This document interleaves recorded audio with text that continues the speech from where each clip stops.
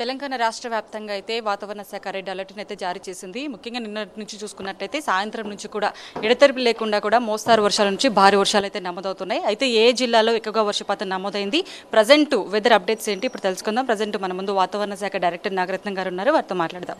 Madam చెప్పండి, నిన్నైతే ఎడతెరిపి లేకుండా సాయంత్రం 5:30 నుంచి రాత్రి 9 గంటల వరకు కూడా భారీ వర్షాలు నమోదయ్యాయి. సో ఏ జిల్లాలో ఎక్కువగా నమోదయ్యాయి? ఈరోజు చూసుకుంటే తెలంగాణ రాష్ట్రంలో ఈ అల్పపీడనం ఏదైతే ఉందో ఈ ఉదయం తీవ్ర అల్పపీడనంగా పశ్చిమ మధ్య బంగాళాఖాతం దాని ఆనుకుని ఉన్నటువంటి ఉత్తర ఆంధ్రప్రదేశ్ ఆ ప్రాంతాల్లో కేంద్రీకృతం అయ్యింది. ఇంకొక ఉపరితల ఆవర్తనం మధ్యప్రదేశ్ ఆ ప్రాంతాల్లో ఉంది. East west wind shear zone 17 degrees north latitude వద్ద ఉంది.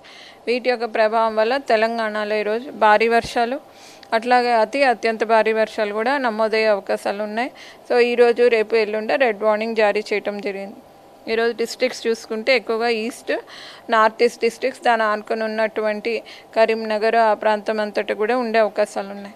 హైదరాబాద్ చుట్టుపక్కల జిల్లాలన్నిటికీ కూడా ఈరోజు భారీ వర్ష సూచనలు జారీ చేయగా ఉత్తర దక్షిణ జిల్లాలకు మోస్తారు ఒక్కొక్కప్పుడు భారీ వర్ష సూచనలు ఉండే అవకాశాలు ఉన్నాయి. అట్లాగే రేపు చూసుకున్నట్లయితే తెలంగాణ రాష్ట్రంలో ఈ తీవ్రత పెరిగే అవకాశాలు ఉన్నాయి. వాయుగుండంగా మారే అవకాశాలు ఉన్నందున తెలంగాణ రాష్ట్రంలో ఎక్కువగా కూడా సెంట్రల్ మరియు ఈశాన్య తూర్పు జిల్లాల్లోని దీని యొక్క ప్రభావం ఉండి అత్యంత భారీ వర్షాలు కూడా ఒక చోట ఉండే అవకాశాలు ఉన్నాయి. మేడం మనం చూసాం రీసెంట్గా కంటిన్యూగా 4-5 రోజులు కూడా ఎడతెరిపి లేకుండా వర్షాలు నమోదయ్యాయి. అలాంటి సిచ్యువేషన్స్ ఇప్పుడు నమోదవుతాయి? ఈరోజు రేపు ఇలాంటి సిచ్యువేషన్స్ ఉంటాయి. రాత్రికి కూడా మంచి వర్షం కురిసే అవకాశాలు ఎక్కువగా కనిపిస్తున్నాయి. సో నగరంలో చిన్నపాటి వర్షానికే జలమయమైపోతాయి రోడ్లన్నీ కూడా.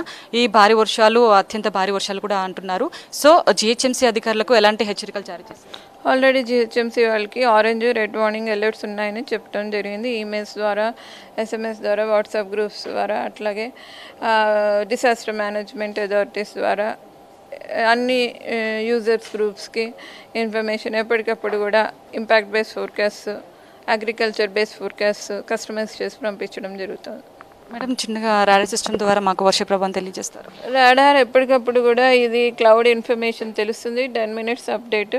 ఇప్పుడు చూసుకుంటే ఆల్మోస్ట్ 2-3 hours నుంచి ఈ క్లౌడ్ అంతా కూడా కరీంనగర్ ప్రాంతాలు సిద్దిపేట ఏరియాలో కేంద్రీకృతమైంది. సో ఈ క్లౌడ్ ఇక సౌత్ వర్డ్స్ మూవ్ అయ్యే ఛాన్సెస్ కనిపిస్తున్నాయి. సో ప్రజెంట్ అయితే రెడ్ అలర్ట్ జారీ చేస్తారు. ఎన్ని రోజులు ఈ రెడ్ అలర్ట్ అనేది ఉంటుంది? ఇంకా 2-3 days ఉంటుందండి. సో నాగరత్నం గారు అంటున్నారు రాబో 2 రోజుల వరకు కూడా రెడ్ అలర్ట్ అనేది జారీ చేసామంటున్నారు. సో ప్రజలందరూ కూడా అప్రమత్తంగా ఉండాల్సిన సిచ్యువేషన్ కూడా కనిపిస్తుంది.